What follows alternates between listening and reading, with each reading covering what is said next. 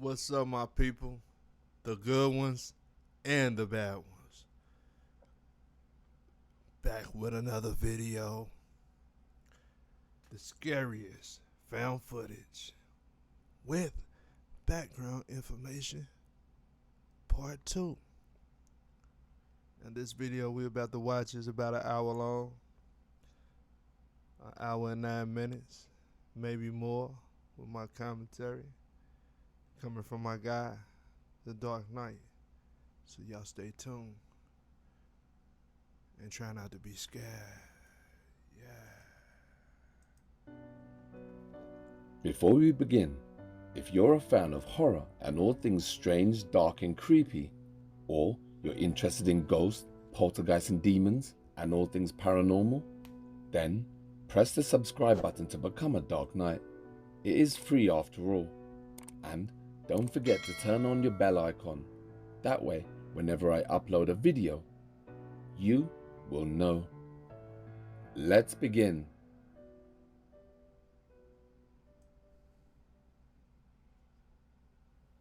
Stalked while hiking.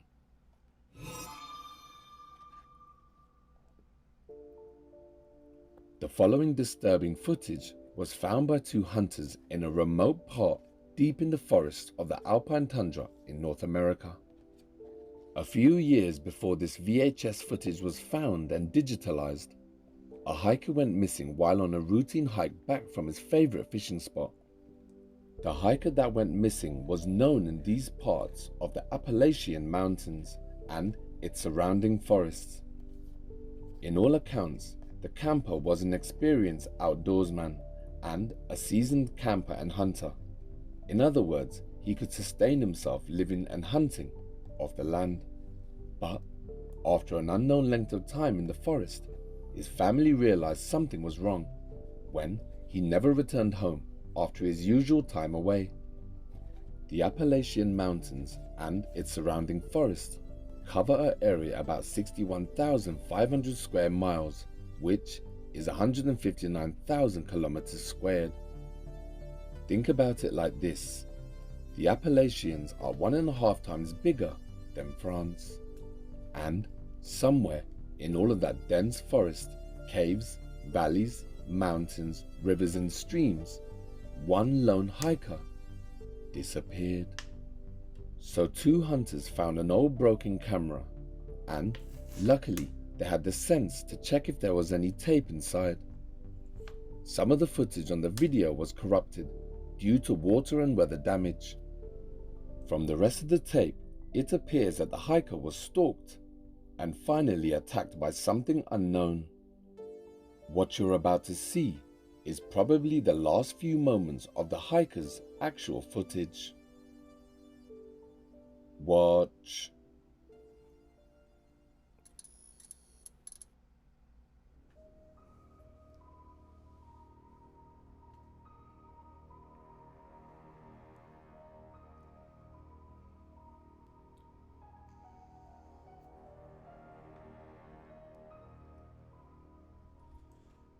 Sound like Bigfoot to me.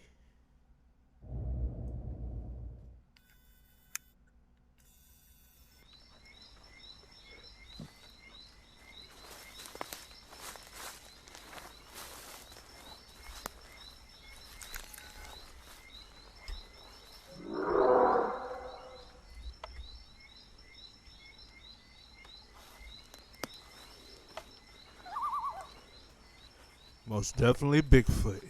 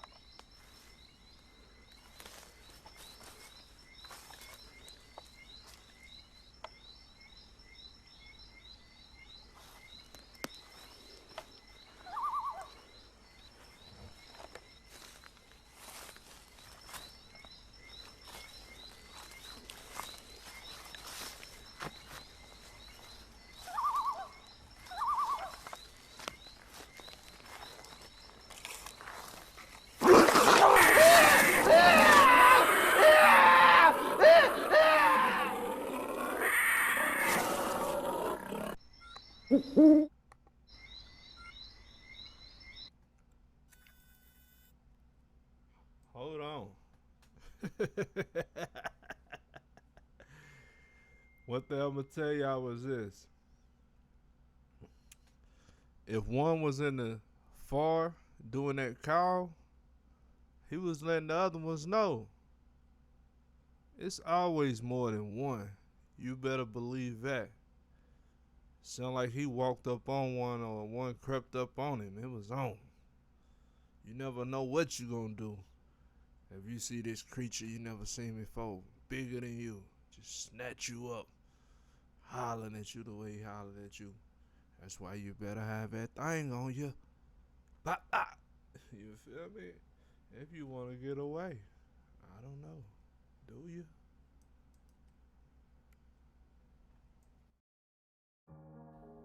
There was an extended part of the tape that I had to cut out due to YouTube's restriction policy.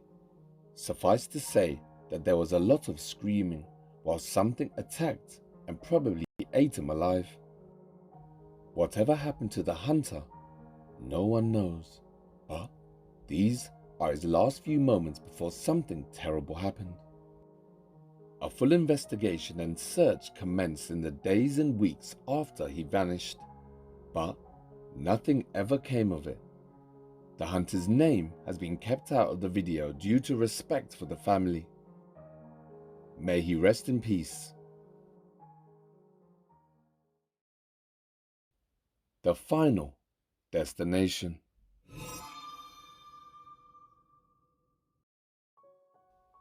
In August 1984, over the hills and forest of Tabanash, Colorado, a private airplane took off at Granby at 1300 hours. The plane was a Cessna L-19, and on the day it took off, it had 2 occupants, the pilot and the passenger. The authorities knew that something was wrong when the private plane failed to arrive at its final destination. That day, in August 1984, despite an exhausted land and aerial search, the plane was never seen again. That is, until 3 years later, when hikers came across something metallic. They followed the debris and wreckage and found the plane.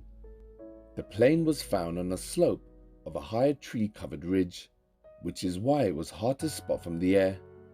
Officials recovered the videotape that you're about to watch from inside the plane. The found footage from the wreckage provided us with a visual and audio account of the flight from takeoff right through to the impact. Watch.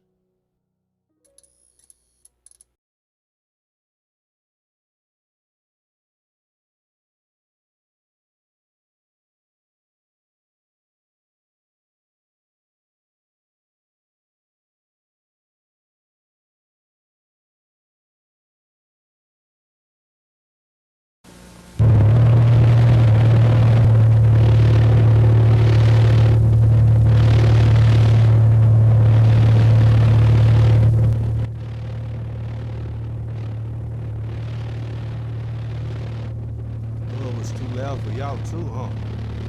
Yeah.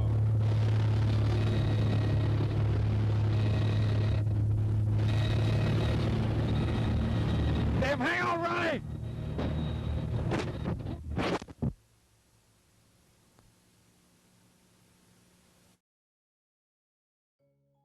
Officials compared the footage with maps and wind speeds of the day of the crash, and they came to this theory. Minutes before the crash, the plane was climbing higher into the air, and so too was the landscape and the ridge. The pilot was lower than he thought, and as he got closer to the ridge, he realized that he wasn't high enough, and he couldn't clear the peak. So he made a sharp 60-degree turn, and as he did so, he also stalled the engine. In the footage, the warning horn could be heard 3 times as he turned, and during the last few seconds of the tape, the terrain dominated the view through the cockpit window. As the pilot turned, the engine stalled and the plane straightaway started to lose altitude.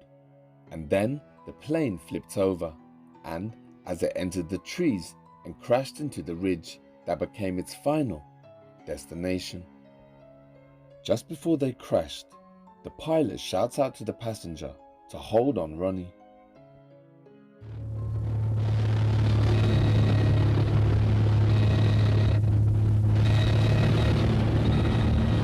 Damn, hang on, Ronnie!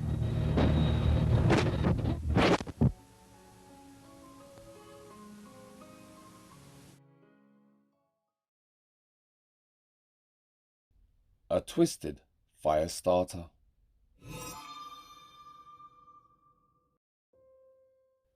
The following footage has been seen a lot of times on found footage videos on other channels, but after doing my research on the arson found footage tape, I found out some details that I've never heard before, and so I dug some more, and this is what I uncovered. In 1988, a news broadcast hit the TV stations about a house in Redwood City, California, that was on fire. The news reports were all filming live, but no one knew at the time how the fire started. The house that got burned down was empty and was under construction. In other words, it was in the process of getting built. So after the blaze was put out, the police started their investigation, and they got a lucky break because 1 year later, on the 15th of August 1989, along the Interstate 205 near Stockton, California, a man called Alfonso's car broke down due to overheating in the scorching summer heat. He pulled over to the side of the road, left his wife and son in the car, and went in search of help to a nearby house. On the way to the house, he noticed an old military camouflage jacket stuffed in the bushes. The jacket had this badge on it. As he checked the jacket pockets, a videotape fell out with no label on. Also, inside the jacket were several audio cassettes of heavy metal music. Alfonso and the family took the contents home with them and decided to watch the tape. And they were stunned when they realized what they were watching. The video that Alfonso found in the jacket is the footage that you are about to see. The police were convinced at the time that the person holding the camera also set fire to the house. The disturbing voice in the tape belongs to the arsonist as he watches his handiwork from afar. He sounds happy as he talks over the camera and breathes heavily and laughs. Watch.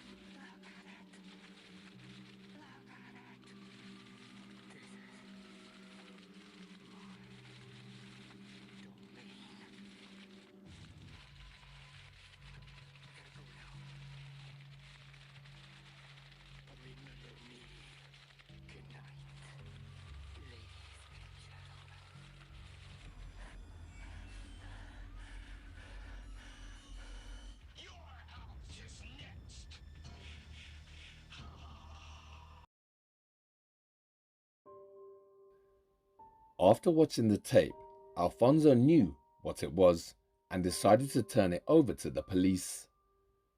The fire captain at the time was called Frank Curry, and he was shocked and scared when he saw it and heard the malice in the voice of the arsonist. At one point, the arsonist says, "Look at it, Omar. Look at it, Omar. This is what I've been doing on your week's vacation. I said I'll do it. I told you I'll do it." So who was this Omar mentioned on the tape? Was Omar the property owner? Was the fire revenge related? The authorities speculated that this Omar worked on the construction site and hired the arsonist to work alongside him, but then fired him for some reason, which was the motive for the fire. Also, near the jacket, the police found a wooden pestle used to grind herbs in rituals. Also, they found a glove and a ceramic skull. The pestle and the skull suggest Satanism, and certain portions of the arsonist's monologue did so too. For example, in the footage he says, "This is hell. I call it home. My hell. The whole sky is black with smoke. This is the fire that will destroy and burn up your soul. Ancient spirits of evil." So either he's into rituals or he loves Mumm-Ra from the Thundercats. Either way, it's creepy. Of course, these could be the ramblings of an angry teenager set on pissing off his boss. But the way he films the fire means he planned it, brought along the items and the camera. And the way he reflects on the destruction like it's a work of art. The results. The location of the burning house was number 3 Colton Court in Redwood City. A viewer from nearby Woodside, Doris Lance, believed that this Omar referred to on the tape was her 17-year-old neighbor, and after questioning and an investigation, Omar finally confessed to knowing about the fire, and said his friend had set the fire and recorded it. Omar gave up his arson friend, a 19-year-old boy called John from Redwood City, and when the police checked the house and garage, they found some disturbing things. Things like multiple dismembered animals, a cutting table with a large blade, bloody knives, and a Freddy Krueger mask and glove. The police were worried about John and said that he showed traits that were en route to him becoming a serial killer. Then, finally, on the 27th of September 1990, John broke down and finally admitted to the arson and recording the tape. John also admitted to the arson of another 14 fires. They both pleaded guilty, but because both men were under 18 at the time of the crimes, they were both tried as minors. John was ordered to undergo psychiatric treatment at an inpatient facility and also had to register with the police as a known arsonist until the age of 30. Omar, on the other hand, was sentenced to juvenile hall for a short period of time and later released. That boy gone. Look at him.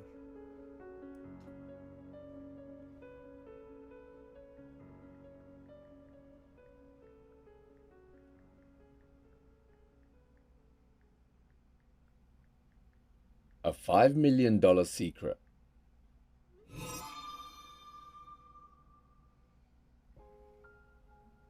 The next piece of found footage is a weird one, but very interesting all the same, so bear with me.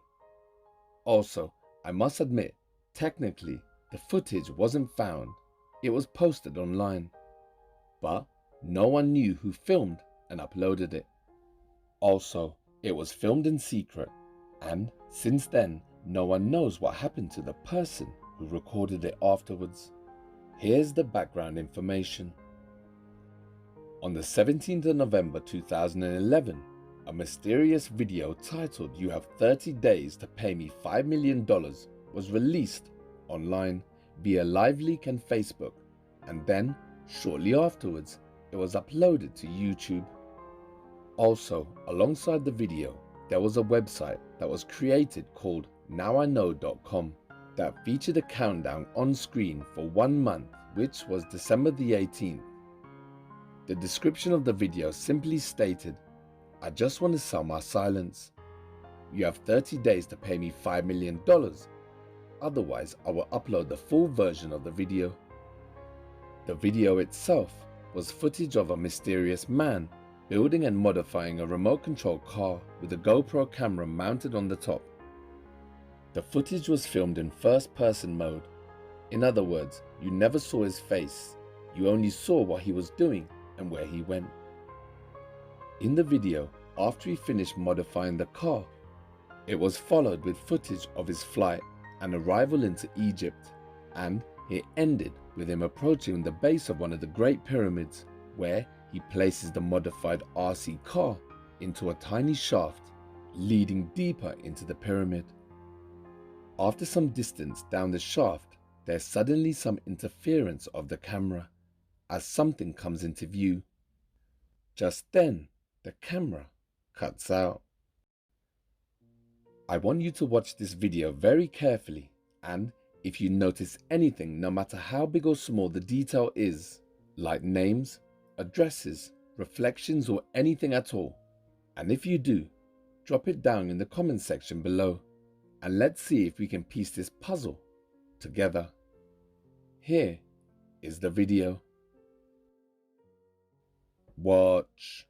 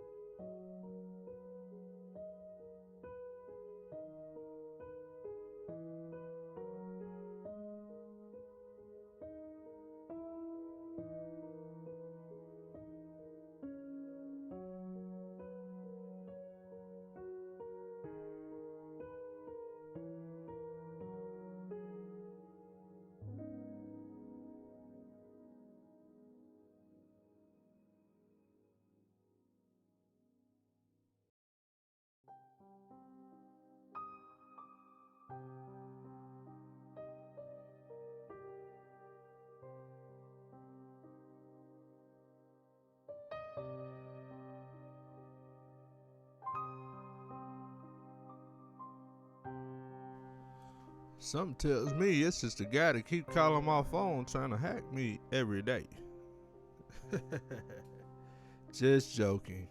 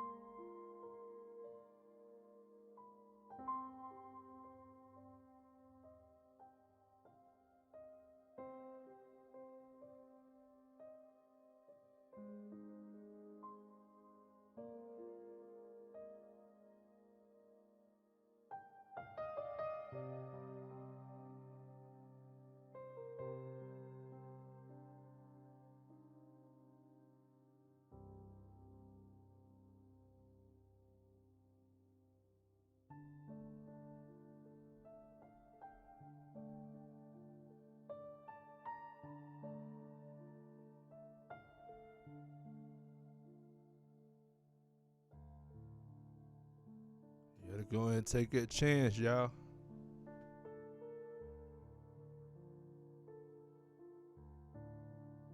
Going where no man in this time is gone before. And I don't know what that was.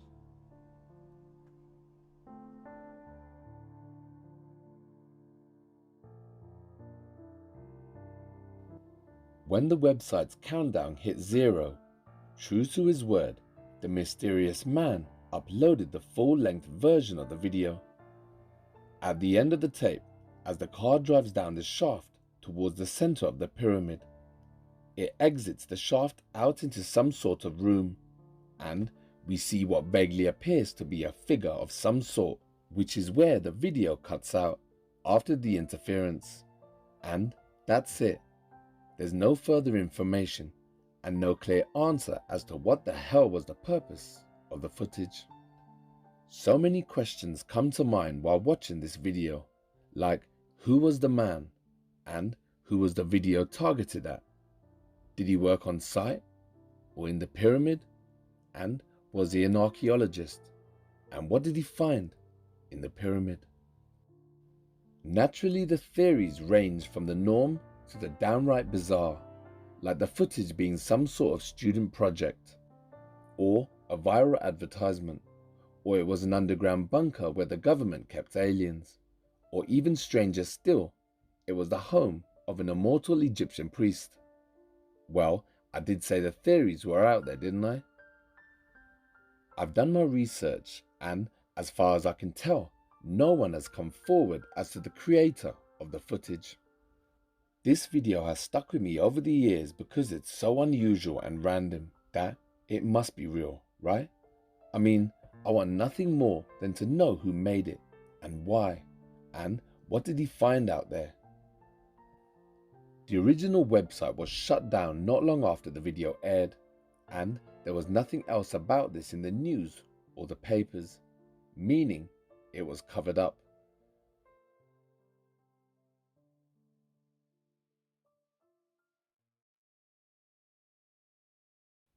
Obey the Walrus.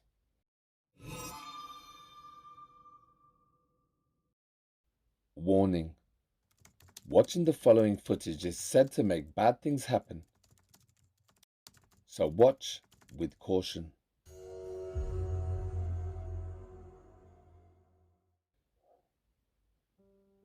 The following footage is a mystery, just like it was on the day it was uploaded. The reason I've included this piece of footage in this video is because the video itself is very creepy and disturbing, and because there's a lack of context, the footage leaves the viewer very confused and has a sense that they're watching something that they really shouldn't. And lastly, the music in the background is weird and distorted, which makes the whole viewing experience all the more twisted. If you've heard about or seen the horror movie called The Ring, well, this video reminds me of that movie. Now, some of you would have already seen this, so if you have, just skip it to the next chapter, or bear with me, you might learn something new. For anyone else who has never seen this video, let's begin. The original video first surfaced on YouTube in 2005. Then it disappeared, and 2 years later, it was seen again when it was uploaded in 2007 by the YouTube channel Obey the Walrus. The re-uploaded version has got 6.6 million views, and the length of the clip is 1 minute 20 seconds. Obey the Walrus is known in Spain as Obedece a la Mosa, and the video allegedly was created by a Latin American cult known as La Mosa, or the Walrus. And it is said that bad things happen after watching the video. So, are you brave enough to look? 3, 2, 1. Watch. La pequeña araña en un tubo se subió.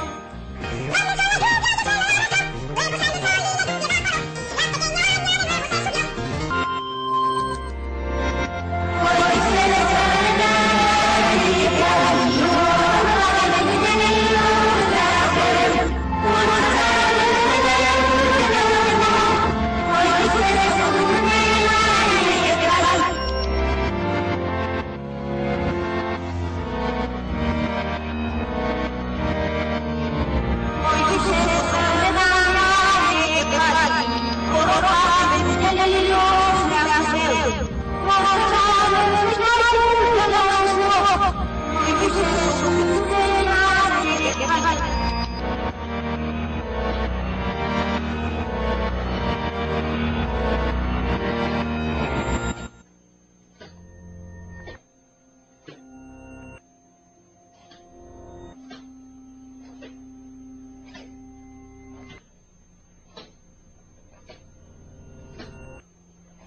It's definitely a little creepy.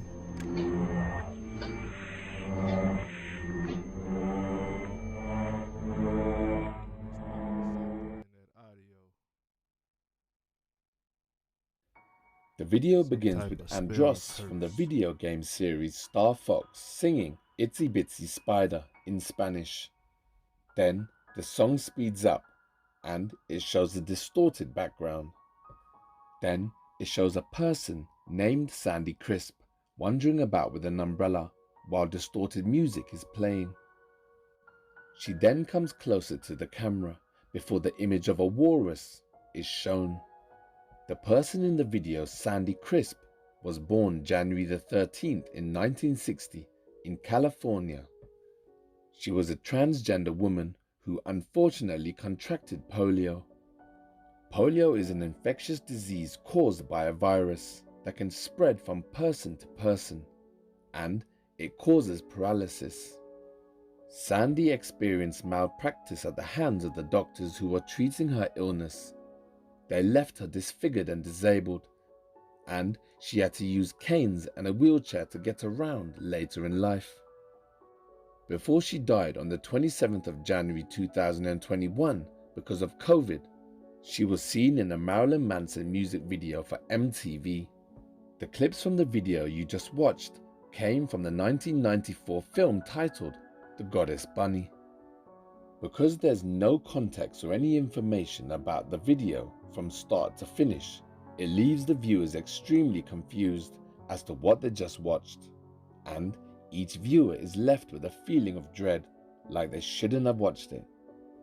Maybe it's Sadie's appearance or the distorted music that creeps us out. Over the years, there's been tons of theories about the video, but I really want to hear yours. And be honest, did you close your eyes or did you actually watch the video?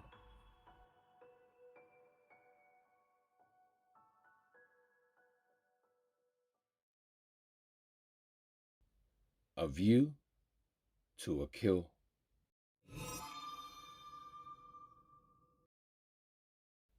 On the 26th of June 2011, in Macon, Georgia, a man called Stephen McDaniel killed his fellow law student by the name of Lauren Giddings. Stephen McDaniel and Lauren Giddings both lived in the same neighborhood and were both former classmates at Mercer University. On the night of the murder, around 4:30 in the morning, McDaniel used a master key to gain access into Lauren's home. He wore a mask and gloves, and while she slept, McDaniel wrapped his hands around her neck and strangled Lauren to death. Then, according to McDaniel's police interview footage, the following morning he dismembered her corpse in the bathroom using a hacksaw. Most of Lauren's remains were disposed of in a dumpster on campus, but for some unknown reason, her torso was thrown in a trash can right outside her home. The investigation. Lauren was reported missing on the 30th of June, 4 days after her death. And when the police started the initial investigation, that's when her torso was discovered right outside her home. And so the police changed tactics from a missing person to a full-blown murder hunt. McDaniel was overly helpful and very confident and came across very suspicious, which is why he became the prime suspect in the investigation. WGXA first interviewed McDaniel the day after Lauren Giddings was reported missing in June of 2011. Reporter Michelle Casada found him standing outside the apartment building where he and Giddings had lived, and that we now know was the scene of the crime. He talks about joining Giddings' friends to look for his law school classmate and how they entered her apartment to see if there was anything wrong.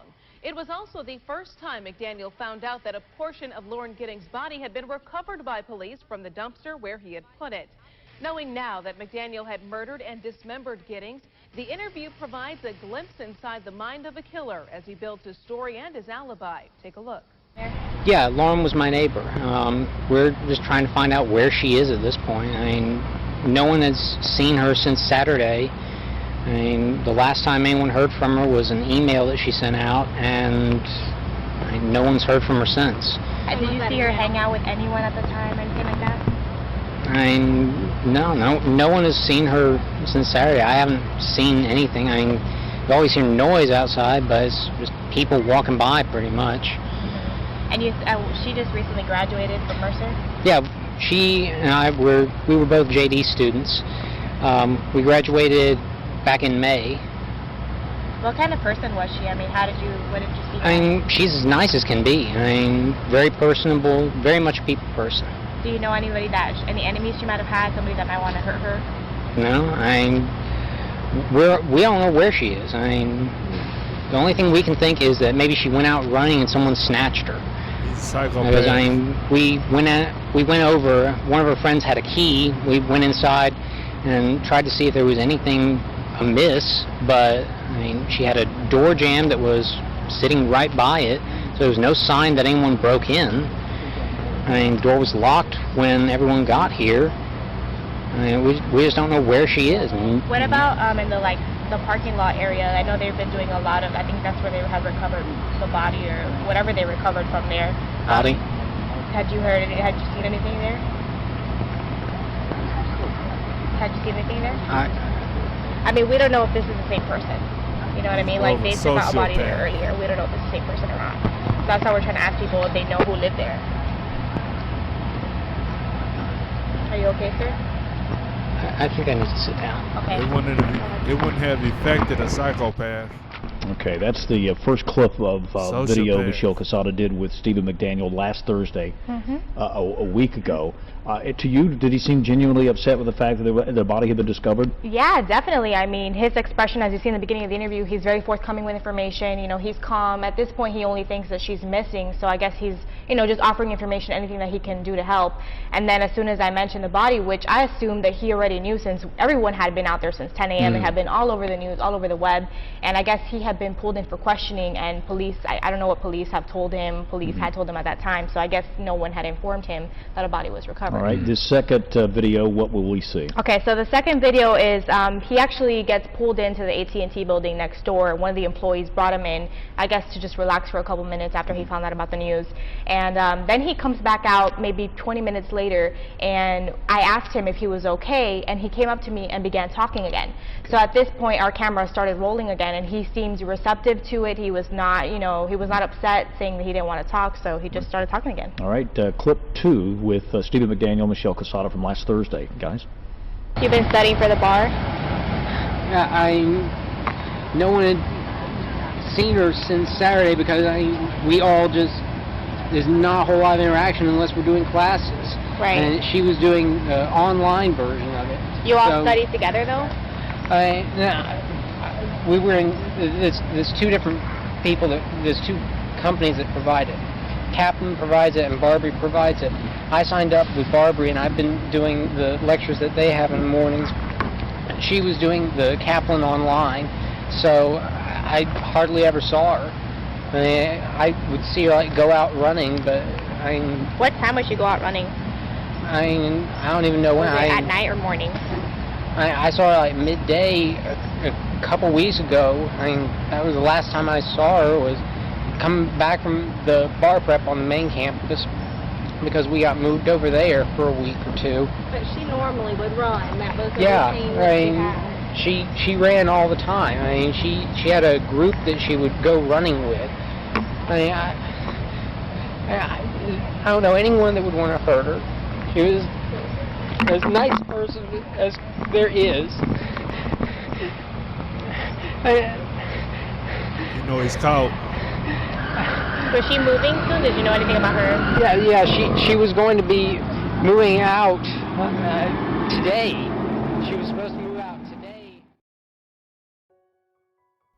McDaniel was so confident that he voluntarily went to the police station to give a statement, and the police interrogated him for over 12 hours, and they searched his flat. And so, on the 2nd of July, McDaniel was placed in jail where he would remain until he was charged with first-degree murder. The police found several pieces of damning evidence that linked McDaniel to the crime. This included the hacksaw, Lauren's torso, his fingerprints, and the video footage that you're about to see. The video. On the last night of Lauren Giddings' life, while she was in bed, her killer was on the prowl. Using duct tape, Stephen McDaniel lashed a video camera to a 6-foot-long wooden stick, and while standing beneath the window to her second-floor flat, he pointed the camera into her window. The sad truth was, Stephen McDaniel was in love with Laura Giddings. He was so in love with her to the point of obsession. They both lived in the same complex, and they both studied at the same university. And 1.5 months earlier, they both had graduated. But then, out of the blue, Lauren dropped the news that she was leaving. She had already made plans to move away. This didn't go down well with McDaniel. If he couldn't have her, then no one could. And so in the final hours of her life, McDaniel started spying on her. And this is what he recorded. Watch.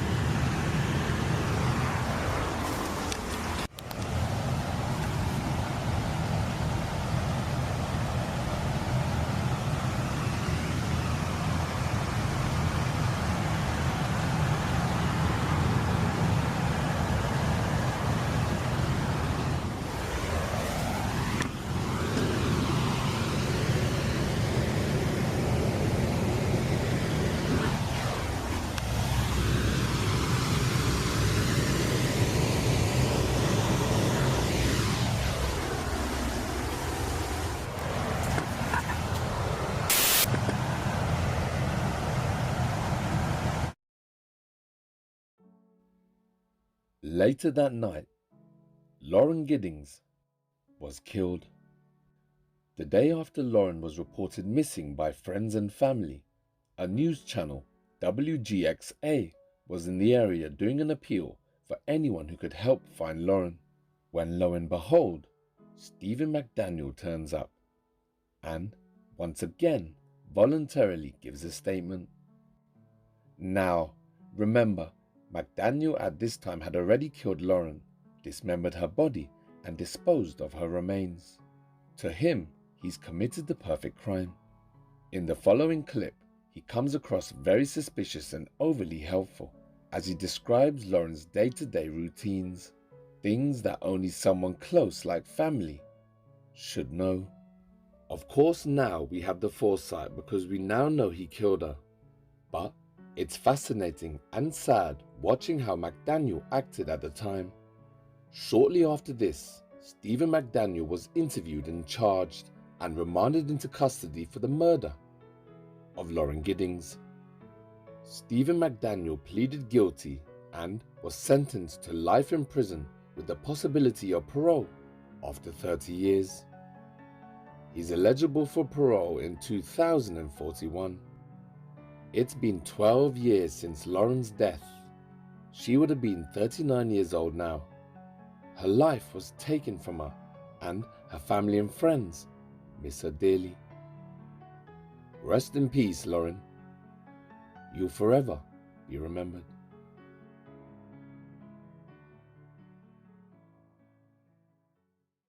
That boy was gone. If you've seen something scary, creepy, or amazing, and you captured something paranormal on camera, or maybe you're a paranormal investigator and you need some help to get your content out there, or you might be unlucky enough to live in a haunted house and you need some help and advice because you think you're all alone. Well, you're not. Project Dark Night Horror is here for you. So send in your videos, clips, links, photos, stories, ideas, and more to Project Dark Night. The email is on screen. Thank you. Make sure to hit that subscribe button, notification bell. If you go down to the woods and tonight, beyond.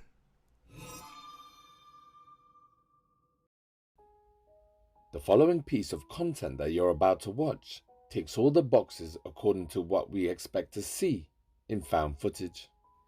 There's not a lot of information when it comes to the backstory. If you watch my videos on the regs, you'll know that I'm a geek when it comes to the information. All I can tell you is this. In 1997, a married couple went camping in the Emerson County forest, and they were never seen or heard from again. So the forest rangers spread out, and after 3 days they came across an empty campsite, and a few hours later they found a video camera, a machete, and a flask.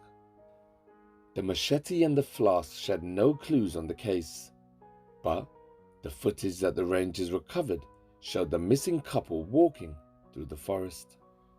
In the full version, which is much longer, the footage shows the campsite and the hike into the forest that the couple took. But for the sake of this video, we're going to be focusing on their last few moments of what they experienced in the forest that day.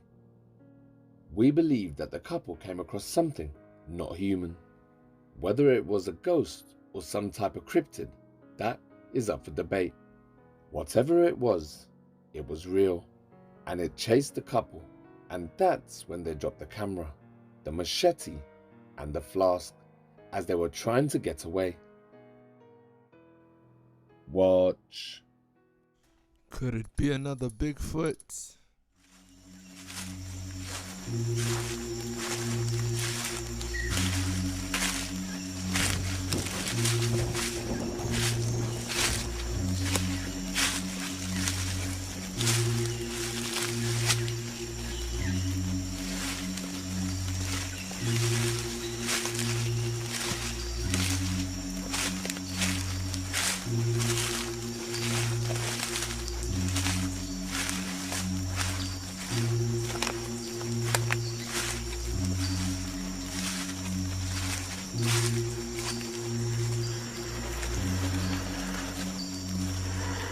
Do you see that?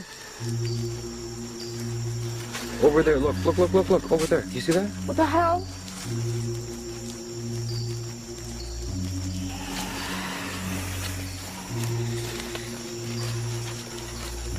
Wait, because that was it again, right there. Predator. Wait. I don't like this. You see that? Right there. Look. Oh my god. Real life predator. That's not an animal. I don't like it. Okay, fuck. Go.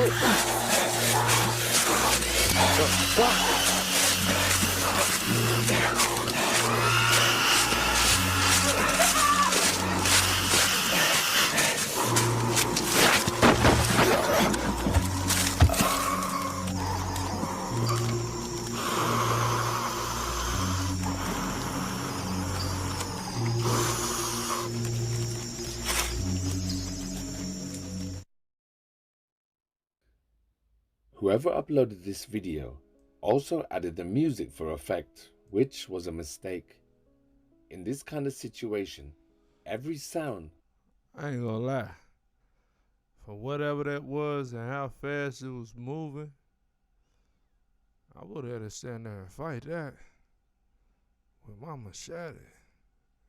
I would have told her to run. Run, girl. You know what I'm saying? And take the camera too. You know, I don't know for real, because in the heat of the moment, it is what it is, but you got to know when you got to stand your ground, because running ain't going to do nothing but get you done.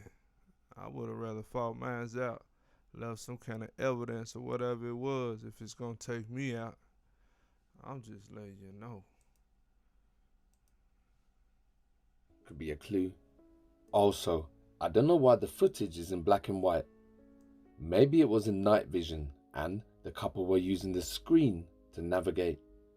And then suddenly, the couple stops because the man sees something moving through the trees. As he watches it on the screen, he zooms in and he asks his wife if she can see it also. Whatever this thing is, it freezes momentarily, so it's hard to see. But a few seconds later, it moves, and this time his wife sees it. If you've ever seen the original version of The Predator, this footage reminds me of that movie. The thing moving through the trees looks see-through. Great minds think alike. Whatever it is, you can see its outline as it moves past the trees. They lose track of it momentarily as it stops, and the woman can be heard saying, "I don't like this." The whole time they're watching this thing in the forest, it's moving through the trees towards the left, which is away from them. But it must have spotted them because suddenly the thing stops moving towards the left, and it steps out straight towards them. You can see it move closer as it approaches. All of a sudden, it lets out this distorted, loud screech as you see it coming after the couple. This is the moment that the couple turn and run, and from somewhere behind them, very close, you can hear this thing screeching behind them. And then the footage freezes as the sounds fade away. This is the moment we think that the couple dropped the camera.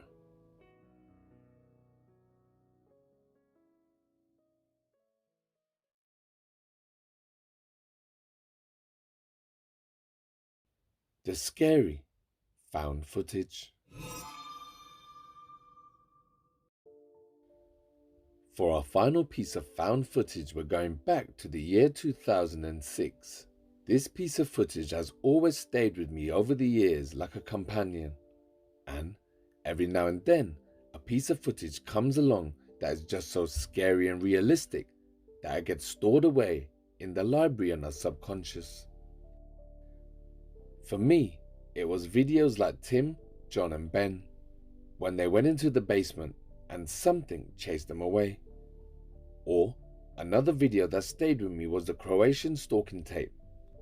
In that video, two men were out trying their camera one night when they realized that a man with some sort of bag on his head was following them. In fact, I featured that clip in part 1 of this video, and even though it might have been fake, it was still scary. Another video that has stuck with me over the years is the footage that you are about to watch. I think the reason that videos like this stick with us in the back of our subconscious is because it could happen to you or I, and the fact that the people on the footage went missing and they were never found again really is scary, especially when you see the last few hours, minutes or seconds on the footage that was found. So back in 2006, two friends completely disappeared without a trace. Their families said that they went out for the evening, but they never returned home. In the video, which is just over 5 minutes long, one man is driving and the other is filming. The only information I could find on this all said the same thing. The two friends were on their way home and they decided to take a shortcut through the forest, and they were never seen or heard from ever again. Their car was found some distance away alongside a video camera, and this is the footage that was found inside. We don't know why they decided to take a shortcut through the forest, or even if there was a shortcut. Maybe they were a little under the influence of drugs and alcohol and didn't see the dangers. But whatever their reason, unfortunately it turned out to be their last. Watch.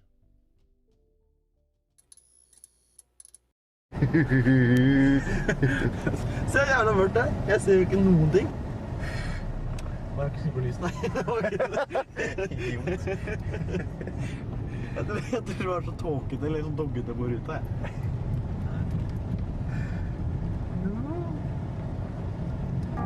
There's only you with a mind. My face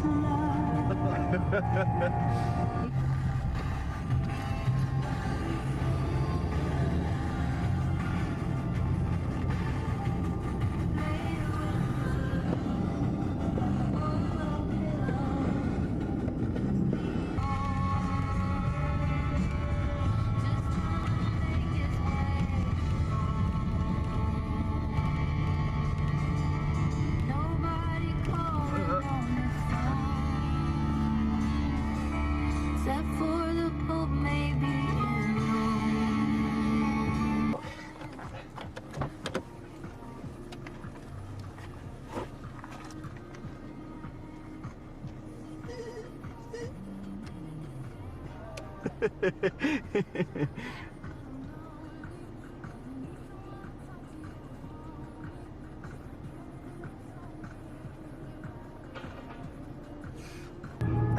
Jeg sier ikke på rett spor nå, eller? Hva er det mer på rett nå? Ikke kjent det.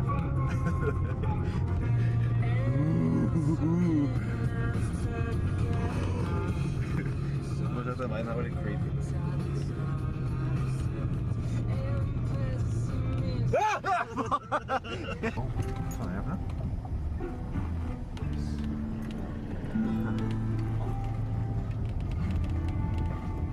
Comfortable as I am, I need your reassurance. Nei. Nå begynner jeg å bli lei, altså. But if I want to serve, I would. And if I wanted loneliness, I choose to. And if I like rejection, I don't. Ok, opp eller ned? Da faen, den er helt ødelig. Ned, da.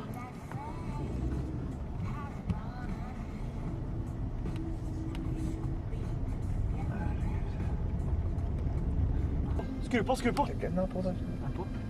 Ser du det? Nei, nå løper den i skogen. Fy faen, så du det? Jeg vet ikke hva det er. Skal vi stoppe? Ja, men nå... Ja, det har stoppet, ja.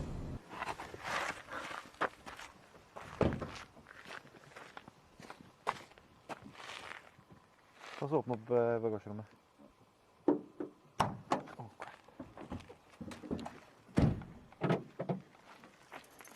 Skal vi kamera? Ja.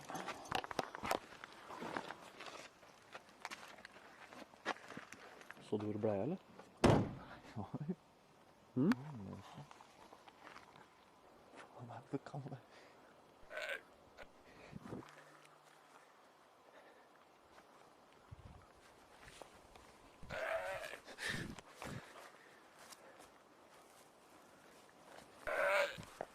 Just det. Nei.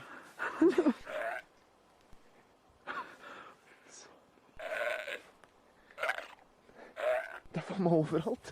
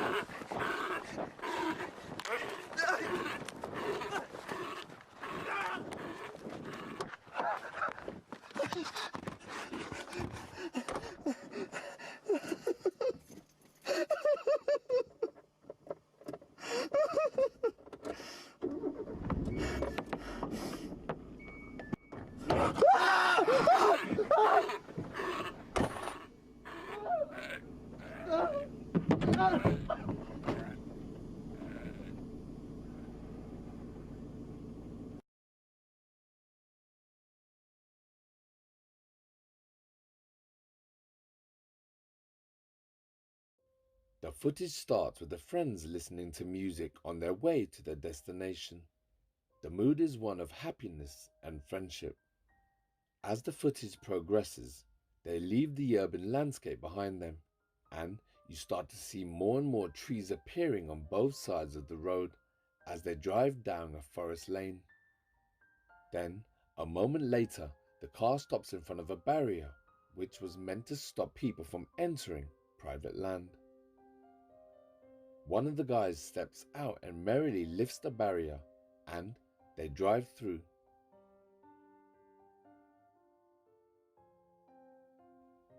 A few minutes later, they're now driving down another country lane. It's pitch black outside, apart from the car's headlights. In that situation, they couldn't hear or see anything apart from the road ahead. But on the other hand, they would have been visible to other people and the car would have been loud, so someone should have seen them coming a mile away. They get to the second barrier, but this one is locked, so they start driving again, deeper into the unknown. Now they have slowed down considerably and they look and sound worried.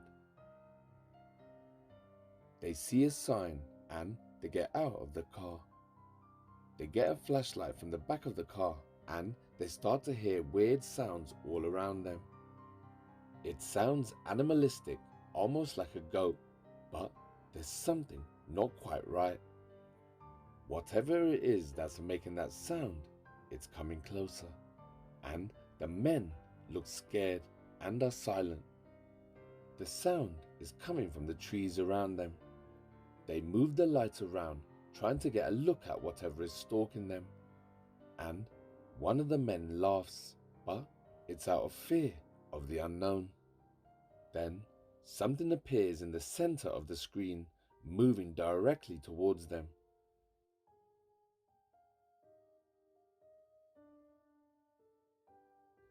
There's a second delay before one of the men screams out, probably because it was pitch black and he couldn't see anything until it was already too late. One of the men makes it back to the safety of the car, and he starts crying as reality dawns on him. What just happened? He starts up the engine, but then the attacker appears outside the car, which startles the driver, and he screams again.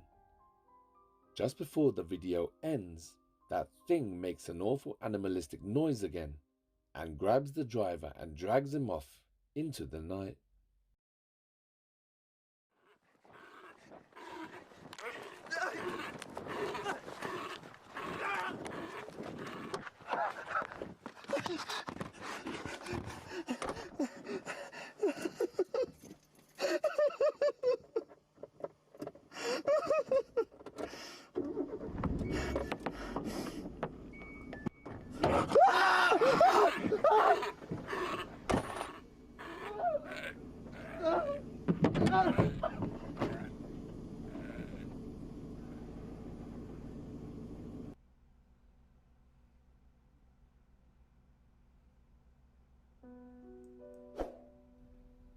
If you've made it to the end, then I salute you.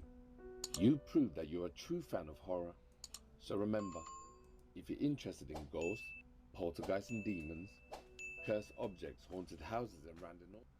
Then subscribe to my channel as well as his. And make sure you click that notification bell. But I'm going to have to say this. If I was that guy, that car would have been in gear already to hit whatever it is, if it was possible to hit it with the car. Telling my partner to jump in. And if my partner was laying there dead already, I got to save myself. I can't die with you. I'll tell him where you're at and tell him how to get to you.